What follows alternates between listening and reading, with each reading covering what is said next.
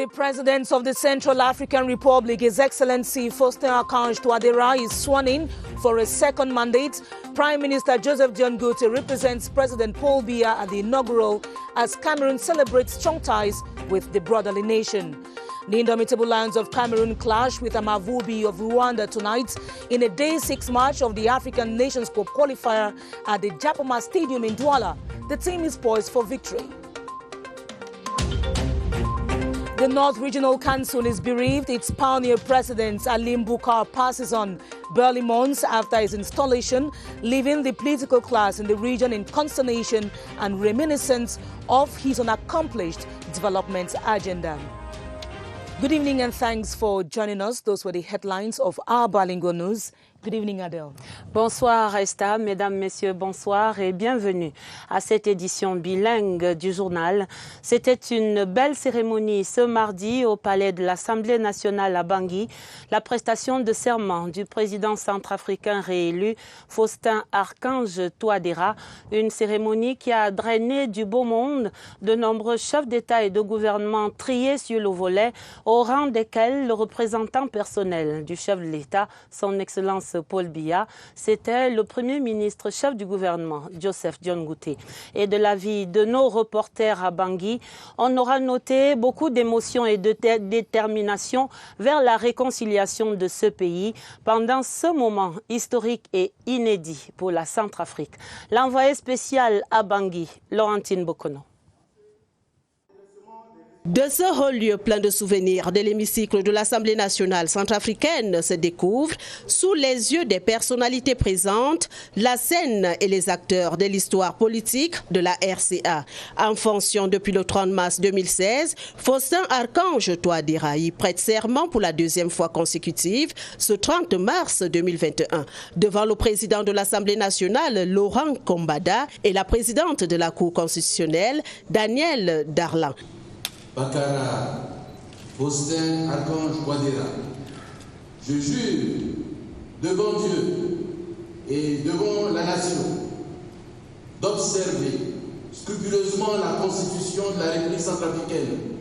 Avant lui et sur la même scène, plusieurs autres ont sacrifié à ce rite constitutionnel. Ange Félix Patassé, François Bozizé, Michel de Todja, Pascaline Sambapanza, la présidente de la transition. Pour la 5e fois donc, un président de la République est investi dans ses fonctions dans ce palais du peuple. Parmi les témoins privilégiés du jour, Evalis Ndayishimiye, président du Burundi, Rose Christiane Osuka Raponda, premier ministre du Gabon, Chief Dr Joseph John Goethe, Premier ministre du Cameroun, Edouard Girente, Premier ministre du Rwanda, Moussa Faki Mahamat, président de la Commission de l'Union africaine.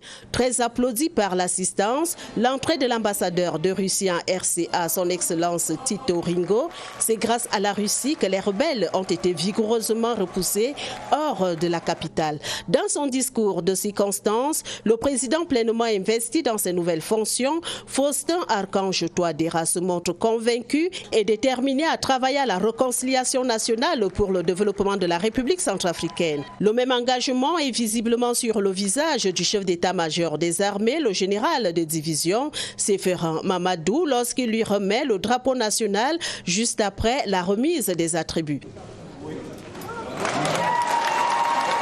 La cérémonie d'investiture s'achève par les congratulations des personnalités inscrites sur la liste protocolaire. À l'extérieur du palais de l'Assemblée nationale, ambiance de fête dans les limites qu'impose le protocole sanitaire du fait du coronavirus et cordon sécuritaire pour des raisons évidentes. Cette évolution positive de la situation politique en République centrafricaine est à mettre largement à l'actif du Cameroun et de son chef, le président de la République, son Excellence Paul Biya.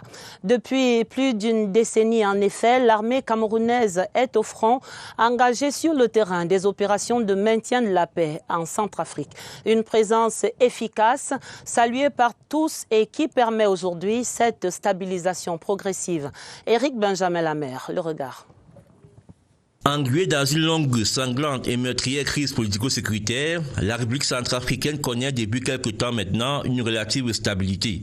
Une stabilité consacrée par le retour à l'ordre institutionnel dont l'investiture du président Faustin Archange Touadéra comme président démocratiquement élu est l'une des plus frappantes manifestations.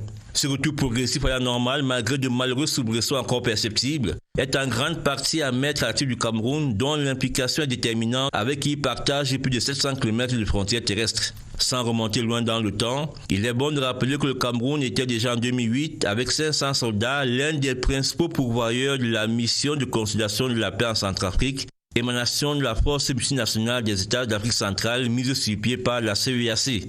L'engagement du Cameroun est resté constant avec la mission de soutien à la Centrafrique sous conduite africaine MISCA et la mission multidimensionnelle intégrée des Nations Unies pour la stabilisation en Centrafrique MINUSCA. Une opération qui fut commandée à sa création par le général camerounais Martin Toumenta Chomou de Regretter Mémoire. De manière permanente, le Cameroun déploie dans le cadre de cette opération un bataillon et une unité de police constituée.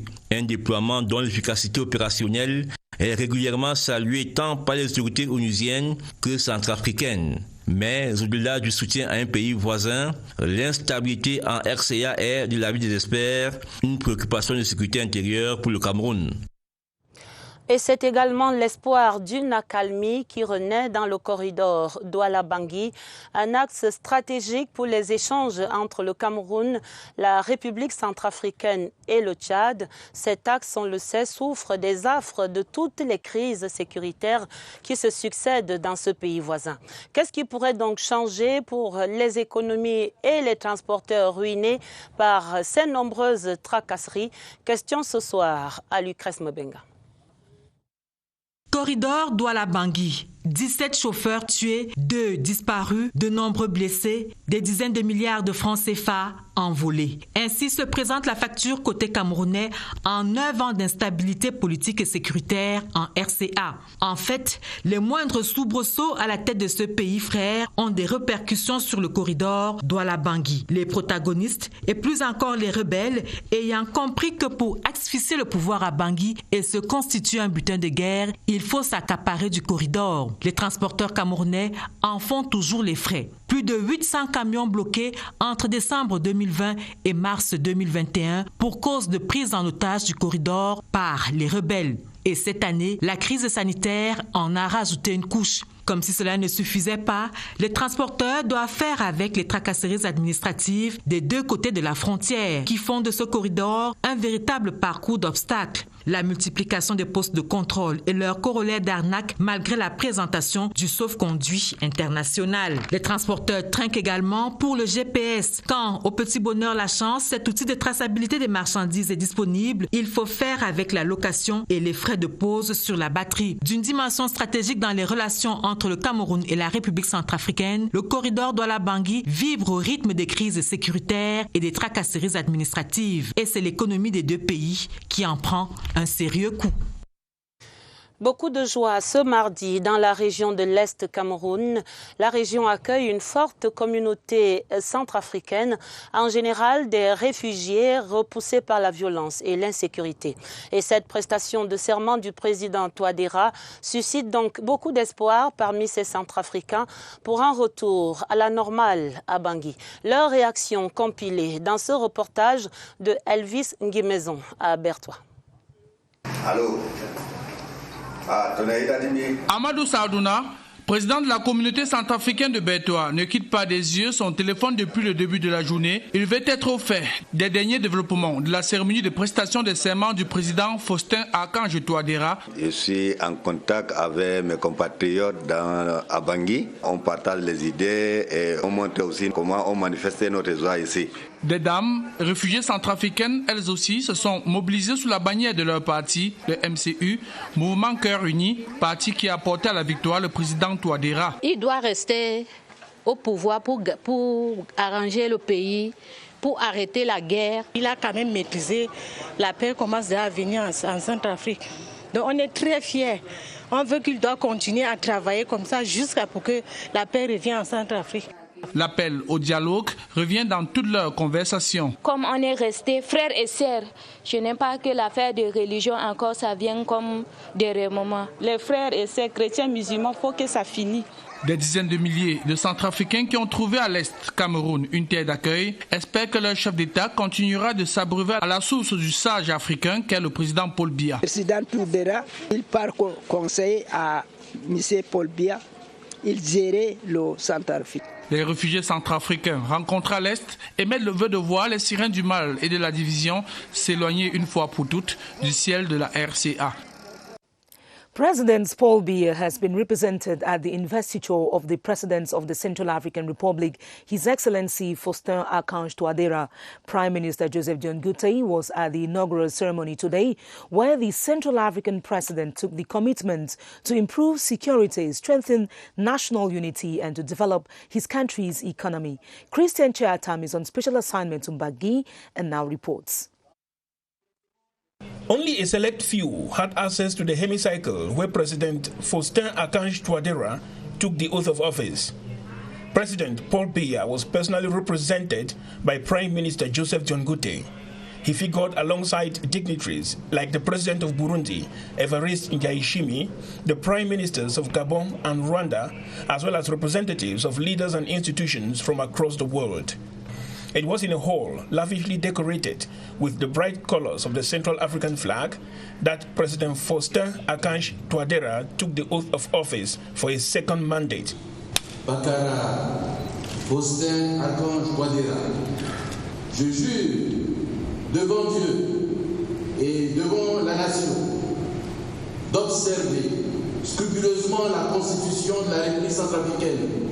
He promised to focus on reinforcing national unity, reorganizing defense and security forces, developing an agriculture-based economy, combating corruption, improving social services, and restoring the image of the Central African Republic. President Faustin Archange Touadéra thanked international organizations and friendly countries like Cameroon, who have accompanied the Central African Republic through the long years of conflict and instability. He said although the task is enormous, he is committed to transforming the Central African Republic into a competitive and prosperous economy. He said the fight against impunity and a free justice system will pave the way for greater stability in the country. After years of conflict and instability, the installation of President Faustin Archange Touadéra for his second mandate comes with a lot of hope that the CAR will have the opportunity to engage sustainable development. Has for several decades played a preponderant role in resolving the security crisis rocking the neighboring country, the Central African Republic. Several contingents of the peacekeeping mission have been deployed to the country with commendable grounds covered both at the strategic, operational and tactical levels. Constantine Baum revisits Cameroon's contribution with the United Nations and the African Union in the Central African Republic. Thanks to the professionalism of Cameroon's military and security forces in peacekeeping operations, either at the strategic, operational and tactical levels, the Central African Republic has been able to move on. It dates as far back as February 8, 1999, when the government of Cameroon placed at the disposal of the UN mission in Central African Republic a staff for the training of civilian police. Then came 2008, which was very remarkable as Cameroon was alongside other economic community of Central African states for peace-building mission, a contingent of 107 people in addition to 4 staff officers, 12 support staff and a chief of staff were from Cameroon. And since June 2013, Cameroon still sent 517 soldiers and 320 policemen, giving a total of 837 elements. Then came the United Nations multi-dimensional integrated mission. 7 contingents of Cameroon's security and defense forces have been sent for peacekeeping mission. Out of the 11,200 UN peacekeepers, Cameroon has alone provided 1,150. 750 of them are soldiers, 280 of the National Gendarmerie, and others are military observers and the police. This has earned the country the position of the commander of MINUSCA. The Douala-Bangui corridor linking Cameroon and the Central African Republic is a strategic passage as 90% of goods destined for both nations are transported through the route.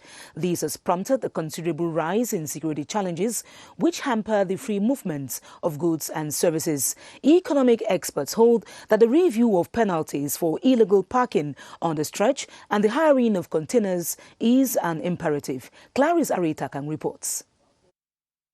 Billions of CFA francs in merchandise transit through the Douala-Bangui corridor annually, with truck traffic estimated at 5,000. Over 95% of goods bound for the Central African Republic make the 1,500-kilometer journey from the Douala seaport each year. Little wonder, therefore, that security worries in the neighboring country, which kept over 800 drivers grounded in Garabulai for 3 months, required immediate action. Inactivity on both sides of the border cost hundreds of millions of CFA francs in losses. While the issue has been addressed to ensure the safety of people and goods with the contribution of security forces, others have been raised. They include fines for the hiring of containers, parking charges, and suspending the placing of tracking devices on trucks. A middle ground was found and the transport tariff reviewed. However, the stakes remain high for free movement along the Douala-Bangui corridor, as the desire is to see a permanent peace agenda enforced in the Central African Republic, while portions of land transport infrastructure are under construction.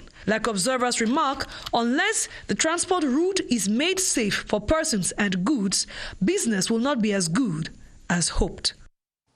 The East region of Cameroon is host to thousands of Central African refugees who are fleeing the instability of their country as their president, His Excellency Faustin Archange Touadéra, begins a second mandate today. Their fervent hope is that there will be long-lasting solutions to peace and prosperity. Tala LT caught up with a number of them to know their expectations. Here's his report. 64-year-old Alaji Sali recalls with nostalgia life in his native Central African Republic before he was forced to flee to Cameroon 17 years ago because of an unprecedented wave of violence caused by Francois Bozizé's ascension to power. Today, his fervent wish is that the newly elected Faustin Archange Touadéra brings peace and stability to the war-torn country. We would like President Touadéra to take counsel from President Paul Biya on how to better manage the Central African Republic. Amadou Sadaouna, president of the Central African Community in the East, has since the early hours of Tuesday morning been in contact with his brothers in Bangui. He is eager to know how the swearing-in ceremony is unfolding.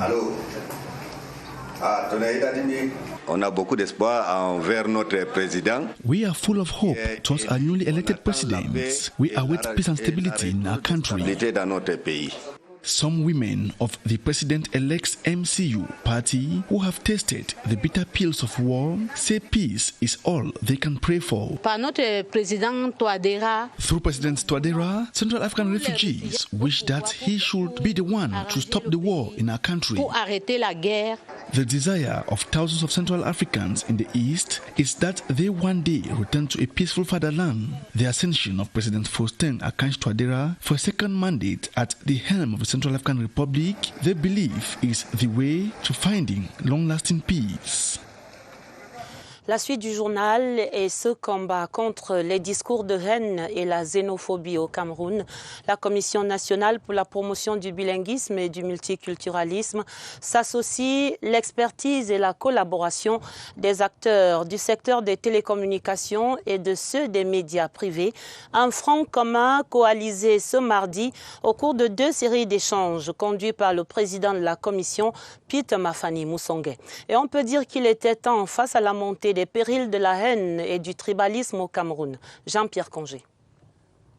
Destinés à créer des interactions sociales, les médias sociaux sont devenus plutôt des outils de division. Le discours de haine et la xénophobie y sont véhiculés à longueur de journée, ce qui a pour conséquence de menacer la nation jusque dans ses fondements. Après presque 1 mois de campagne de sensibilisation contre le fléau, la Commission nationale pour la promotion du bilinguisme et du multiculturalisme a entrepris de réunir tous les acteurs publics et privés du secteur des télécommunications et les responsables des médias privés.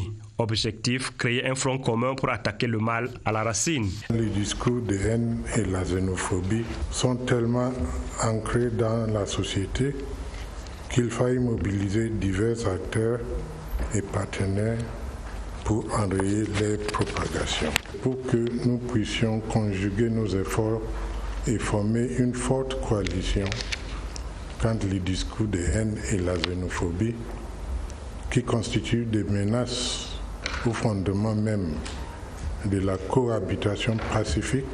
À l'issue de ces échanges, une nouvelle campagne de sensibilisation d'une durée de 3 mois sera lancée avec pour principal canal de diffusion les réseaux sociaux, ceux-là même que les disciples de la division utilisent pour semer les graines de la haine au Cameroun.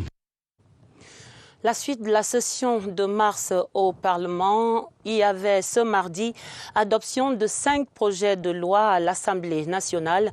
Les débats présidés en plénière par le chef de la Chambre, Kavaye Djibril, ont porté sur les accords d'extradition entre le Cameroun et le Brésil et les droits des personnes handicapées, entre autres. Synthèse de ces travaux, Clarisse Tank. La plénière de ce jour, présidée par le très honorable Kavaye Djibril, s'inscrivait dans la continuité de celle suspendue en fin de semaine dernière. 4 membres du gouvernement passaient le grand oral devant la représentation nationale. Le ministre d'État, ministre de la Justice, garde des Sceaux, Laurent Esso, a apporté des éléments de réponse relatifs au transfèrement des personnes condamnées à une peine privative de liberté et à l'extradition. Il est très important de signaler que le transfèrement sera refusé si ce transfèrement peut être préjudiciable à la souveraineté, à la sécurité ou à tout autre intérêt essentiel de l'état de condamnation ou tout simplement peut être contraire aux lois de l'état de condamnation. S'en est suivi la discussion sur le projet de loi autorisant le président de la République à ratifier l'accord de Georgetown, un instrument juridique plus dense qui aborde des thèmes tels l'environnement et les changements climatiques, la paix et la sécurité. Le projet de loi était défendu par le ministre de l'économie Alamine Ousmane May et a été adopté sans débat. Également adopté le projet de loi défendu par le ministre Pauline Irène Guéné, projet de loi autorisant le président de la République à ratifier le traité de Marrakech visant à faciliter l'accès des personnes non et malvoyantes aux textes imprimés et autres œuvres publiées, et celui défendu par le ministre Félix Mbayou autorisant le chef de l'État à ratifier l'accord de coopération entre le Cameroun et les Émirats arabes unis relatif à la facilitation d'obtention de visa. En début de matinée, la conférence des présidents s'est réunie sous la houlette du très honorable Kavaye Djibril. Rien n'a filtré de cette importante instance. La deuxième édition du Workshop Africa va se tenir du 6 au 7 avril. Ce sera ici, à Yaoundé. Les organisateurs de cette rencontre, en partenariat avec l'initiative baptisée 100 villes pour la paix, étaient donc ce mardi à la rencontre des responsables des communes et villes unies du Cameroun, les CVUC, qui saluent l'organisation de ce moment d'échange d'envergure internationale, dont l'objectif est de favoriser le développement des communautés à la base. Voici la réaction du président des CVUC, Augustin Tamba, dans un extrait d'interview sélectionné par Franck Evina. Cette initiative vise le développement des territoires. La vocation des CVUC, c'est de faire la promotion des territoires. C'est d'ailleurs pour ça que nous avons mis en mouvement un plan de marketing territorial qui doit être vendu. Et je crois que c'est de larges opportunités qui s'offrent à nous de manifester l'intérêt très prononcé pour les communes et villes unies du Cameroun pour développer nos territoires, pour développer nos communes à travers la mise en place des partenariats multiformes, pour la mise en place des projets à valeur ajoutée pour que nous puissions avoir ce qu'on appelle vulgairement chez nous les communes de production. Les communes devraient devenir aujourd'hui des leviers de développement et des moteurs de croissance. La suite des mouvements à la police, le commissaire divisionnaire Pierre Tiwa prend les rênes de la délégation régionale de la Sûreté nationale de la Damawa. Il a pris fonction ce mardi à Ngaoundéré sous le commandement du délégué général à la Sûreté nationale, Martin Barganguélé. Ses recommandations, pratiquer une police de proximité et d'anticipation pour le maintien de l'ordre et de la paix sociale dans la Damawa. Nous retrouvons à Ngaoundéré Ibrahim Mohamed Abbassi. Pour assurer la sécurité des personnes et de leurs biens dans la région de la Damawa, les actions de la police doivent être tournées vers la recherche du renseignement prévisionnel et une franche collaboration avec la population. Pour mener les troupes, le commissaire divisionnaire Pierre Tiwa, un haut cadre de la Sûreté nationale qui maîtrise le terrain pour avoir occupé pendant 7 ans le poste de délégué régional adjoint de la Sûreté nationale de la Damawa. La police mettra tout en œuvre pour que chaque citoyen vaque à ses occupations en toute quiétude. La lutte contre la grande criminalité, sous toutes ses formes, doit être une priorité, prescrit le délégué général à la Sûreté nationale. Le vol du bétail, les enlèvements des personnes, les cambriolages des wagons de train, le phénomène vécu des coupeurs de route, l'immigration clandestine, les agressions des usagers et même des conducteurs de motos à usage de taxi. Le commissaire divisionnaire Pierre Tiwa, qui prend les rênes de la délégation régionale de la Sûreté nationale de la Damawa, a intégré les rangs de la police en 1989. Il a occupé plusieurs postes de responsabilité et les résultats sont salués par la haute hiérarchie. Away from installations in the police corps, actors in the public media sector and providers of mobile telephone services have been tasked to defy hate speech and xenophobia in their respective platforms. The president of the National Commission for the Promotion of Bilingualism and Multiculturalism, Peter Mafani Musonge, made the exaltation today during an exchange with its frontline partners. Prince Will Mukwele Aduma has the details. Hate speech and xenophobia will find no space on the social media if this meeting between members of the Bilingualism Commission and representatives of related media services bears the intended fruits. Hate speech and xenophobia are punishable under Cameroon law.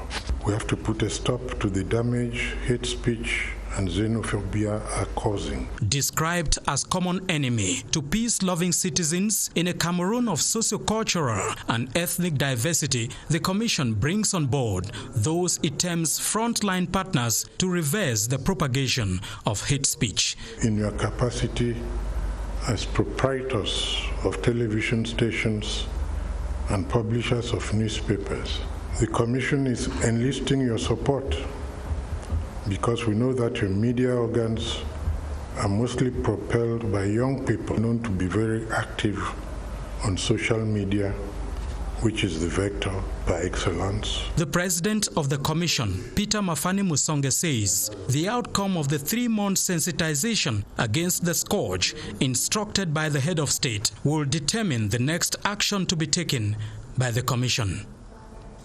On to news from Parliament, members of the Senate have begun scrutinizing government bills tabled and defended by cabinet ministers at a plenary sitting today. The lawmakers deliberated on the bills pertaining to international accords due ratification by the President of the Republic. Charles Anyangui reports.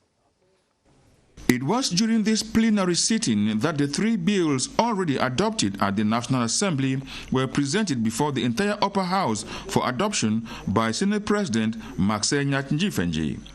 2 of the bills dealing with the military framework agreement and military training cooperation between Cameroon and Turkey were dispatched to the Foreign Affairs Committee. The minister delegate at the presidency in charge of defense, Joseph Betty Asomo, defended the bill, stating that Cameroon stands to benefit from Turkey's cutting-edge defense industry, which competes with Cameroon's traditional partners. He added that the framework agreement specifies the military cooperation and will promote military intelligence sharing, logistic cooperation, and military operations other than war, amongst others. For his part, the Minister of the Economy, Alamin Ousmane May, defended the 3rd bill dispatched to the Finance and Budget Committee. The bill on the ordinance to extend the effects of the Cameroon-European Union Economic Partnership Agreement to the United Kingdom and Northern Ireland seeks to ensure continuity in trade relations between Cameroon and the UK following the exit of Great Britain from the European Union. Alamin Ousmane May stated that the ratification of the ordinance will help to stabilize trade links between Cameroon, the UK, and the European Union. Civil servants in the Southwest region have been drilled on the innovations concerning the public service, which simplifies and renders accessible the state offer. The Minister of Public Service and Administrative Reform, Joseph Lay, at a working visit to Buea, reiterated that with a no dispensation, civil servants do not have to travel to Yaoundé for the follow-up of their files. Henley Mekare picks up that story from Buea.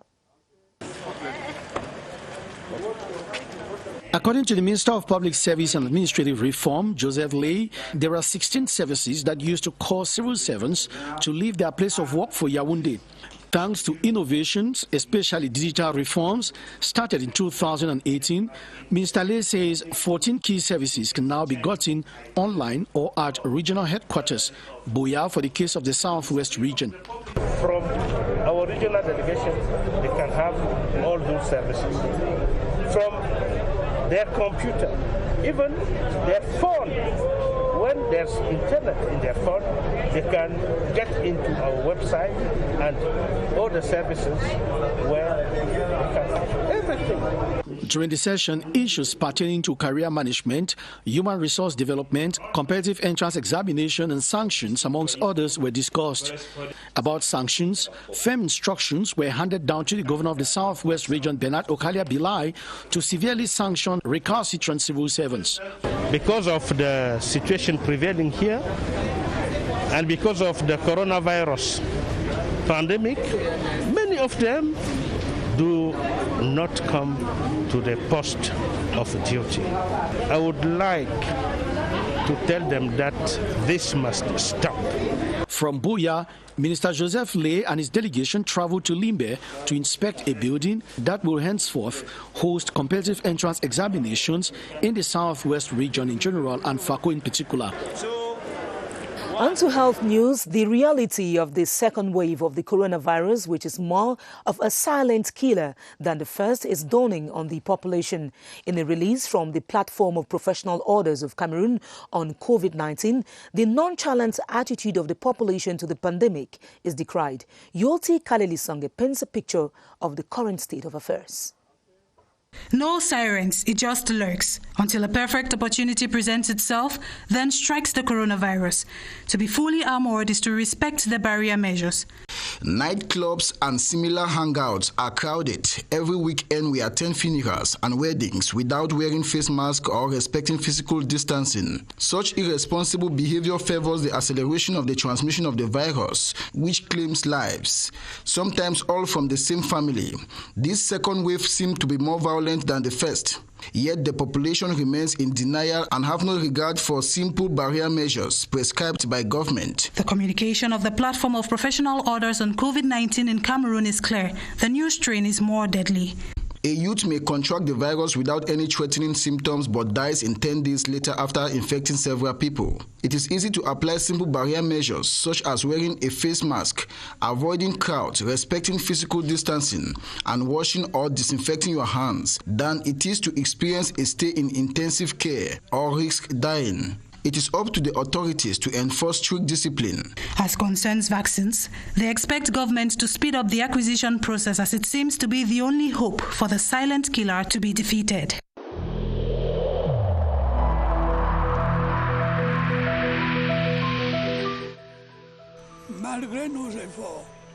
Despite our efforts, COVID-19 plunged many families into mourning and seriously hampered the functioning of our economy and society.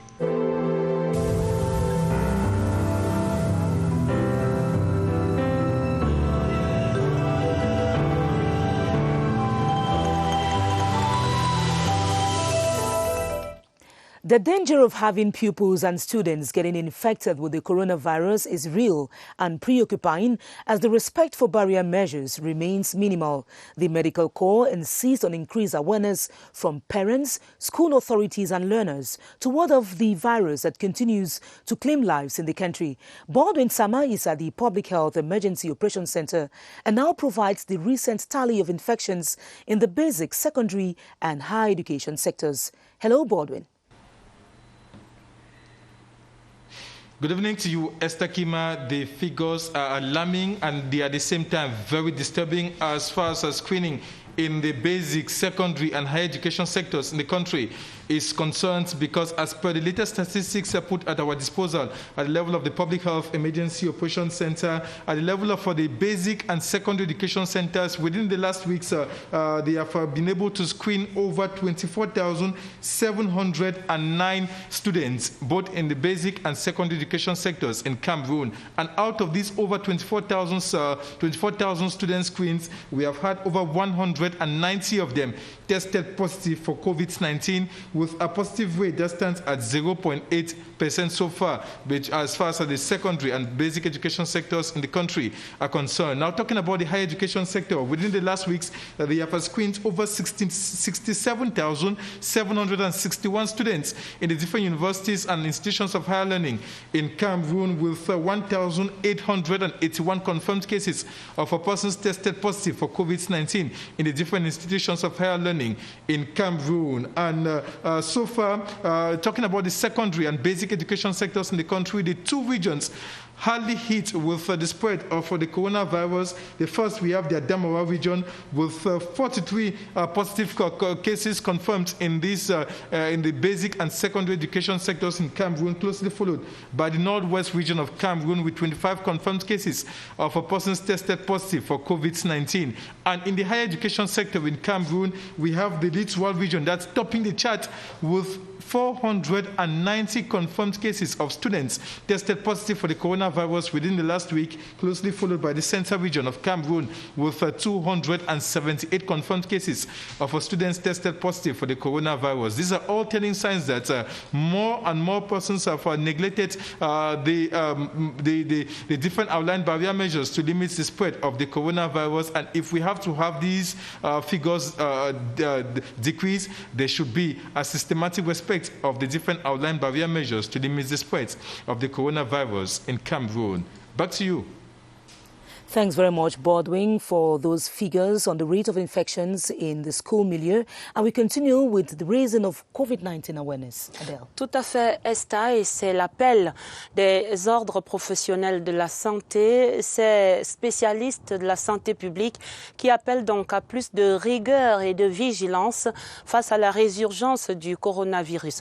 L'ordre des médecins, l'ordre des pharmaciens, l'ordre des odontostomatologistes et des syndicats de la santé donnaient ensemble un point de presse vendredi où prenaient différemment la parole pour soutenir les actions du gouvernement et pour sensibiliser les populations sur les dangers du non-respect des mesures barrières contre le Covid-19.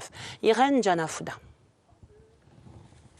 Les professionnels de la santé sortent de leurs réserves pour donner les leçons à bien assimiler au moment où le coronavirus reprend du poil de la bête. Leur langue se délie sur la plateforme des ordres professionnels pour tirer à boulet rouge sur les populations qui passent outre les gestes et mesures barrières édictés par le gouvernement. L'ordre des médecins, l'ordre des pharmaciens et l'ordre des odontostomatologistes s'inscrivent en faux contre ces pratiques et invitent les uns et les autres à contrer le vent de l'insouciance qui souffle sur le pays. L'autovolet de la communication montre la menace de la deuxième vague qui plane au-dessus de nous avec de nouveaux variants qui tuent à petit feu. De commun accord avec le gouvernement, tous ceux qui tiennent les rênes de ces ordres professionnels disent tout le bien qu'ils pensent de la prévention qui passe par la vaccination. Et les efforts du Cameroun consentis dans ce sens sont louables. La communication de la plateforme des ordres professionnels retentit donc comme un effort de guerre contre l'ennemi commun qu'il faut abattre en unissant nos forces. L'autre actualité, c'est celle des acteurs du secteur privé, de la société civile et des administrations qui se concertaient ce mardi pour des avancées au sein des accords de partenariat volontaire en matière de réglementation forestière, de la gouvernance et des échanges commerciaux. C'était la 13e session de ce comité national consacré ce mardi à la présentation des nouvelles grilles de légalité de ces accords. Le compte rendu de ces travaux, Caroline Ouetté. Le processus de révision des grilles de légalité au Cameroun en matière d'exploitation du bois date de 2018. En 2014 déjà, au cours de l'audit des titres, le constat avait été fait. Aucun titre valide concernant les vérificateurs n'était présent dans toutes les structures. Il y avait des titres d'exploitation ou des sources d'approvisionnement qui n'étaient pas couverts. Nous avons également identifié qu'il y avait certains vides juridiques. À cela, on a fait des propositions de textes. Il y était question de maintenir les exigences légales au même niveau et proposer des mesures pour combler ces vides. On est satisfait. Il y a un certain nombre de recommandations que nous avons formulées qui ont été prises en compte, notamment la recommandation sur les ARB, les autorisations de récupération du bois. Sur 12 grilles existants, 6 ont été révisées avec à la clé l'attestation de non-redevance qui sera applicable aux petits exploitants du bois comme les menuisiers et les artisans en lieu et place de l'impôt libératoire en vigueur. La phase de digitalisation du secteur agro-pastoral est au centre d'un séminaire de 2 jours ouvert depuis hier lundi à Yaoundé. Le ministre des Postes et Télécommunications, Minette Libom-Liliken, était accompagné des experts des ministères de l'Agriculture, de l'Élevage et de l'Économie pour la conduite de ce séminaire. Objectif de ces travaux, Irène Ndjanafouda, une fois de plus. Le Cameroun prend l'élan pour réussir le saut qualitatif qui va l'amener à franchir la barre de la transformation digitale. Le grand projet de la transformation digitale du Cameroun est en marche sous financement de la Banque mondiale. Nous sommes à la phase des séminaires pour que tout le monde s'approprie de ce qu'il y a lieu de faire. La ministre des Postes et Télécommunications qui porte le projet voit juste en s'entourant des bonnes personnes afin de fixer le cap de l'émergence numérique. Le séminaire qui les réunit en visioconférence début de semaine clique sur des projets agricoles en vue d'activer leur éclosion numérique. L'agriculture a un rôle important. Il faut convaincre tout le monde que quand on introduit les TIC, le rendement est boosté. Et quand tout le monde sera convaincu, la mise en œuvre sera un peu plus facile. L'implémentation des solutions numériques dans le secteur agricole permet donc de donner un coup d'accélérateur au projet de transformation digitale pour qu'il passe à la vitesse supérieure. Une synergie en émergence pour les régulateurs du Cameroun. La première assemblée générale constitutive des directeurs généraux des agences de régulation se tenait en fin de semaine dernière à Yaoundé. Des travaux présidés par le directeur général de l'autorité portuaire nationale, José Yumba. L'objectif est de mutualiser les actions pour plus de performances chez ces régulateurs de tous les secteurs d'activité. Ariel Olivia Moboé de CRTV Centre. Il est question au cours de cette première assemblée générale constitutive des directeurs généraux des agences de régulation du Cameroun de poser les jalons d'une nouvelle aventure à travers l'adoption des textes fondateurs du Forum des institutions de régulation du Cameroun en temps d'EFIC. L'objectif visé étant le renforcement mutuel des capacités en vue de bonifier l'expertise des régulateurs, l'harmonisation des politiques publiques en matière de régulation et la promotion des relations solides avec le gouvernement et les autres parties prenantes au développement socio-économique du Cameroun. Une opportunité qui tombe à pic pour ses dirigeants. Les secteurs qui sont régulés actuellement et où le régulateur s'occupe tout simplement d'un certain nombre d'avis, mais n'intervient pas pour sanctionner, par exemple, quand on aimerait bien avoir des régulateurs suffisamment puissants pour pouvoir constater, mais également amener les opérateurs à satisfaire les besoins des consommateurs. Cette plateforme des sociétés de régulation entend porter le pays vers l'émergence, ceci en permettant au gouvernement de disposer d'un programme d'évaluation et de suivi du domaine de la régulation. Les actions concrètes, c'est déjà une harmonisation au niveau des actions à mener dans les différents secteurs régulés, parce qu'aujourd'hui, ce n'est pas le cas. Et deuxièmement, il y aura une sorte de change d'expérience, mais aussi une mutualisation de ce qui est fait dans les différents secteurs.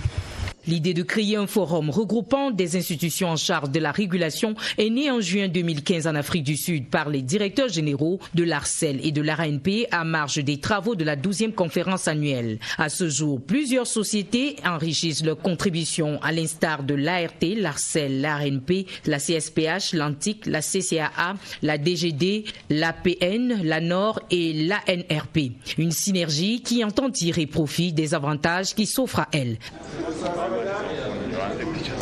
Nous vous le disions en titre, la région du Nord est en deuil. Halim Boucar, le tout premier président du conseil régional, est décédé hier lundi ici à Yaoundé des suites de maladie. Il était élu le 22 décembre, il y a seulement 3 mois, qu'il aura donc passé à la tête de cette collectivité territoriale décentralisée. Halim Boucar quitte la scène politique à l'âge de 60 ans. Et dans le Nord, les populations rendent hommage à un acteur du développement qui s'est illustré très rapidement par son engagement et sa loyauté. Claver Pascal Ndanga, évocation à Garoua. Onde de choc au domicile familial au quartier Coléré à Garoua. Le décès du président du conseil régional du Nord, Halim Boucar, plonge la région dans une profonde tristesse et la consternation. C'est comme si on avait décapité le conseil régional. C'est à la fois pénible, douloureux. Porté à la tête du Conseil régional du Nord le 22 décembre 2020, le haut fonctionnaire de la douane camerounaise s'est très vite mis à l'œuvre pour répondre aux aspirations profondes des populations. Pour les acteurs de tous bords, la région du Nord perd un artisan du développement. Il avait de très grandes ambitions pour la région du Nord. Nous avons beaucoup échangé. Il avait de très grandes ambitions, mais malheureusement, le destin a décidé autrement. Une immense perte également au sein du RDPC, où il a longtemps servi en qualité de chargé de mission. Le RDPC perd un de ses fervents militants, un responsable, un combattant, quelqu'un qui a fait ses preuves sur le terrain, aussi bien administratif que politique. Halim Boucar quitte la scène à l'âge de 60 ans au moment où le Conseil régional du Nord, qu'il affectionnait tant, imprime progressivement ses marques.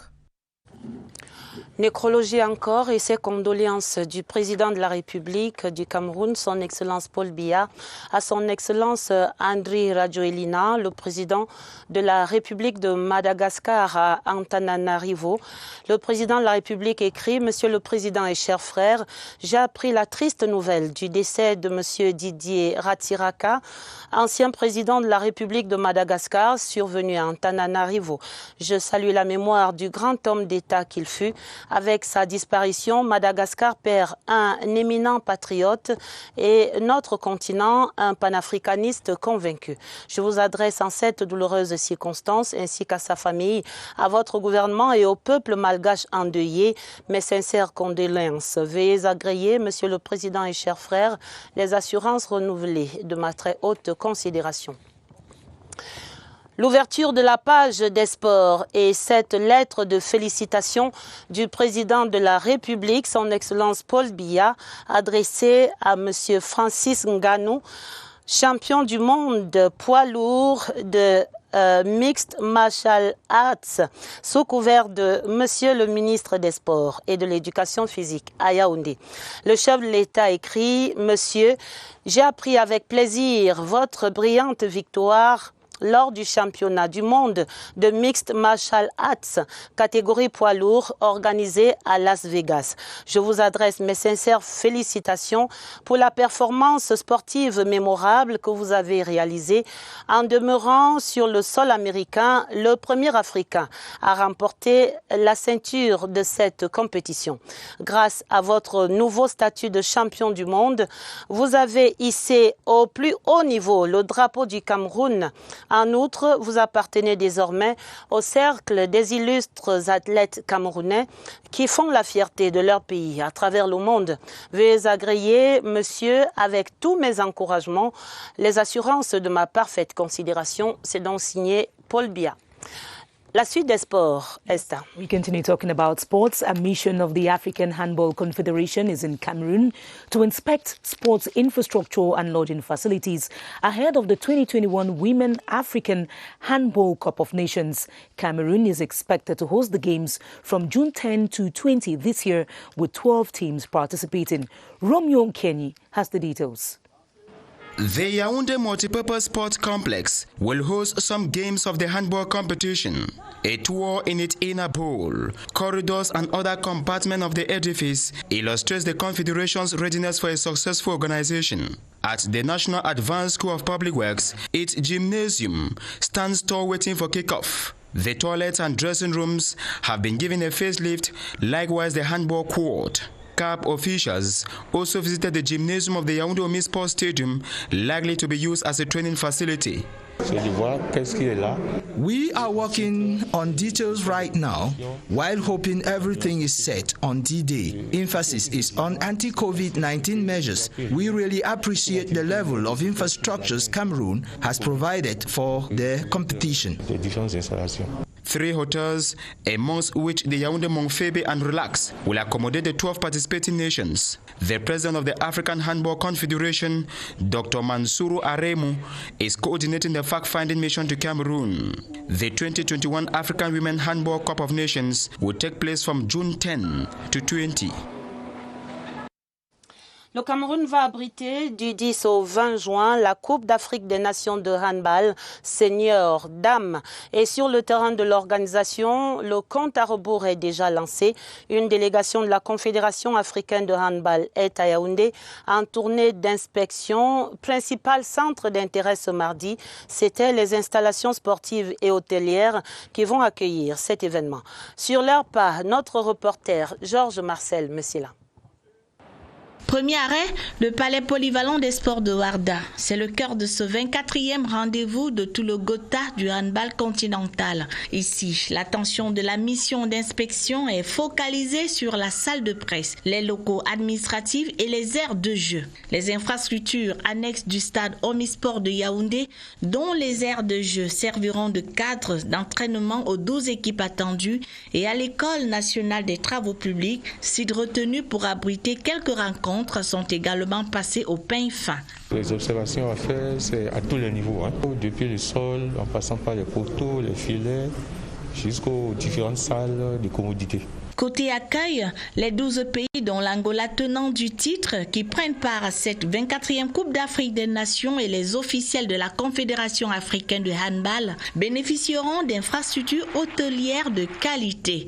Outre le Montfébé, l'organisation a prévu de réquisitionner 2 à 3 autres établissements de haut standing dans la ville de Yaoundé et Nkomotou. La délégation de la Confédération africaine de handball, menée par son président, le béninois Adolphe Aremu Mansourou, consacrera sa journée de mercredi à l'inspection du dispositif médical, dont le niveau de vigilance devra être renforcé pour mettre la compétition à l'abri du coronavirus. Et c'est bientôt la fin de ce journal, Esther. Il y avait dans le journal la prestation de serment du président réélu en République centrafricaine, Faustin Archange Touadéra, qui promet la réconciliation du pays. Le président de la République du Cameroun, son Excellence Paul Biya, était représenté à l'événement de Bangui par le Premier ministre chef du gouvernement, Joseph Dione Ngouté. On vous l'a dit en titre et c'était une promesse. Le match Lions indomptables à Mavubi du Rwanda, c'est maintenant. On aurait dû aller à Douala pour avoir l'avant-scène et les avant-goûts de ce match qui se joue dans quelques 8 minutes maintenant. Vous allez le suivre en tout cas en direct de Japoma Douala sur CRTV et sur CRTV Sport and Entertainment. Le match, c'est dans quelques 8 minutes seulement, Esther. That's right, Adele. Thanks for watching the Balingo News. Tomorrow, Adele and I will be at 7:30 and at 8:30 p.m. Stay tuned to our programs on CRTV. Good night. Good night, Adele. Bonne nuit, Esther. Bonne soirée. Bon match à vous. Allez.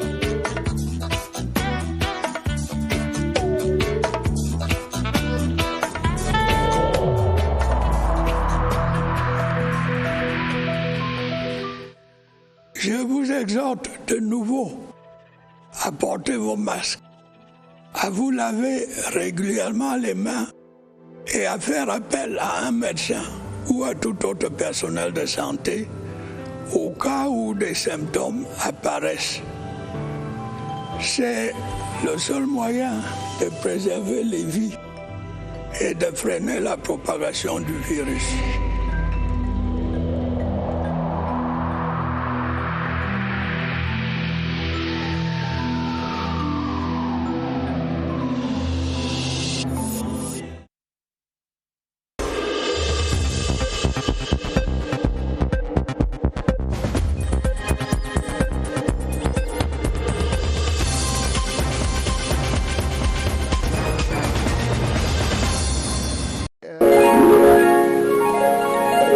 CRTV News, ici, toute l'info.